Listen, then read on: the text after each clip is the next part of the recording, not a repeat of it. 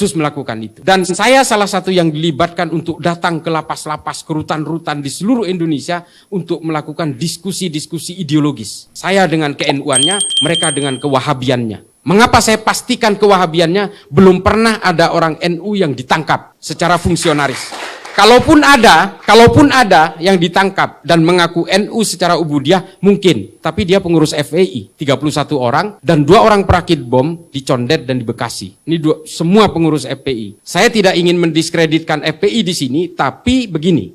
Ketika kita digiring ke arah kebencian dan caci maki, maka orang itu tinggal selangkah lagi akan berkenalan dengan ekstremisme. NU Alhamdulillah tidak pernah diajarkan untuk kebencian, untuk mencaci maki, kalaupun ada jelas itu oknum, tapi kita tidak akan pernah berkenalan dengan yang namanya terorisme. Teman-temanku sekalian, saudara-saudaraku, semua ini saya ceritakan adalah bagaimana kami bergerak. Sudah ribuan teroris yang berhasil dideradikalisasi dan kita gandengkan dengan NU di cabang-cabang, di ranting-ranting. Semua sudah kita lakukan. Kita betul-betul menjadikan NU sebagai patron utama dalam konsep deradikalisasi, kontraradikalisasi, dan reintegrasi. Karena kita percaya bahwa hanya NU yang bisa friendly, bisa familiar dengan akulturasi budaya, yang bisa menghargai pemeluk agama lain, dan sama-sama bergerak dalam toleransi. Dan sama-sama juga anti terhadap intoleransi. Terakhir, saya mau cerita sedikit tentang, saya ada yang lupa, mengapa Somalia hingga hari ini gagal memerangi konflik itu. Saya kemarin dikontak oleh Kementerian Agama Somalia, mereka mengatakan ingin datang ke sini untuk mengcopy paste tentang NU. Saya bilang, kalau ingin mengcopy paste NU, bukan hanya dalam konsep strategi komunikasinya, tapi kalian harus bisa mengadaptasi ideologinya. Ahlus Sunnah wal Jamaah yang berbasis wasatiyah ini harus kalian lakukan di Somalia. Kalau tidak, kalian akan terus berperang sesama umat Islam, sesama pemegang tafsir yang sama. Ini memang kita tidak boleh menutup mata. Ketika mereka berkenalan dengan politik, semua agama akan berkenalan dengan kejahatan. Semua. Perang sesama Kristen antara Katolik dan Protestan itu pernah terjadi di Eropa. 35% populasi Eropa menyusut, terbunuh karena perang agama, Bellum Sacrum namanya. Dan kemudian orang-orang Katolik Spanyol berusaha menjajah Amerika Selatan, membunuh orang-orang Yucatan, Maya, Azteca, Inca. Semua menyusut hanya karena politisasi agama. Islam tidak boleh terlalu asik berpolitik, melakukan guliran-guliran ayat untuk mempertegas penguasaan populasi elektoral. Ini yang harus kita hindari. Kita cukup saja kita memegang teguh konsep wasatiyah dalam bernegara. Kita cukup memegang teguh toleransi dalam beragama. Karena begini bos, kita ini semua kan Islam karena lahir di Indonesia. Kalau sampean ini lahir di Guatemala, Katolik sampean. Kalau saya lahir di Brasil, Katolik saya. Percaya saya. Kita ini kan Islamnya karena warisan. Lalu apakah sebelum lahir kita diberi tawaran oleh Allah? Kamu mau lahir dari orang tua beragama apa? Kamu mau lahir di mana? Enggak ada. Semua ini adalah takdir-takdir kelahiran kita.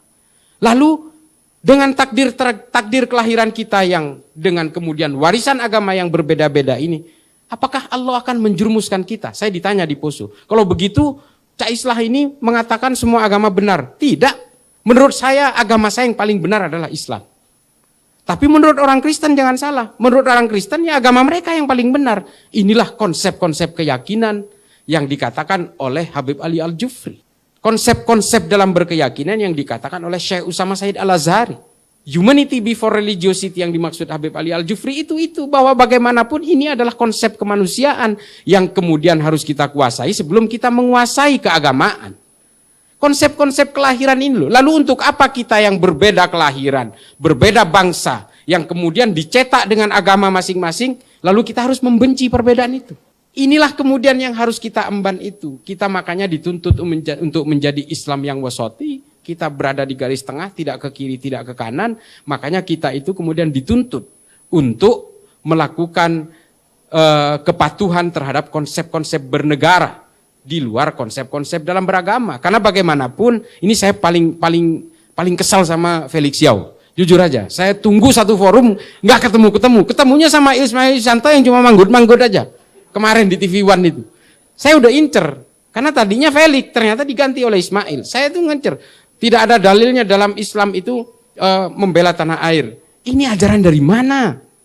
Dia nggak tahu bahwa korban perang Uhud itu namanya Mukhairik, orang Yahudi. Kalau itu perang agama, Nabi nggak mungkin ngajak orang beragama lain. Ini adalah konsep bela negara, bela tanah air. Karena Madinah diserang oleh orang-orang kafir Quraisy. Makanya Nabi mengajak orang Yahudi, orang Nasrani untuk terlibat dalam perang. Dan salah satu syuhadanya itu adalah Mukhairik dari Bani Qainuqa. Hingga akhirnya hartanya diwariskan ke Nabi. Nabi membuat harta warisan dari Mukhairik sebagai modal awal Baitul Mal pertama di Madinah. Jadi Baitul Mal kita ini dimodali orang Yahudi, bos. Ini adalah konsep-konsep kehidupan di Madinah yang oleh Nabi diadaptasi pada saat itu. Nah, ini ajaran Felix Xiao yang mengatakan tidak ada dalilnya. Ini dari mana? Ini yang pengen saya iniin. Khilafah itu yang disebutkan oleh Hizbut Tahrir yang kantor pusatnya di London, di dekat King College itu, dibiayai oleh orang-orang barat itu supaya kita betul-betul mabuk terhipnotis oleh kepentingan-kepentingan politik.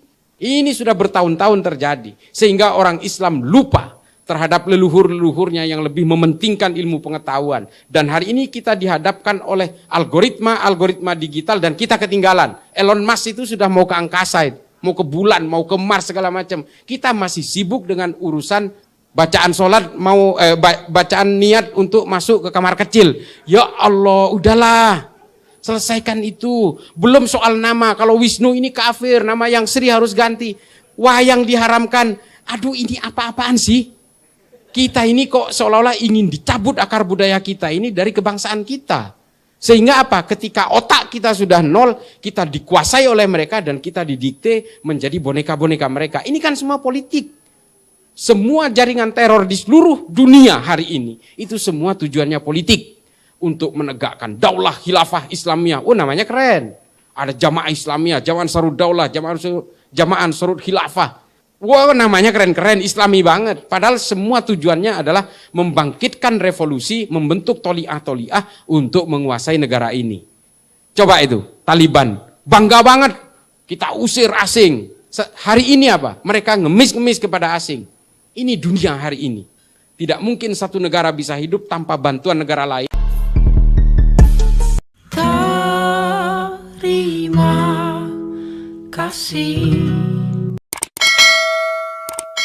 Terima kasih. Wassalamualaikum warahmatullahi wabarakatuh.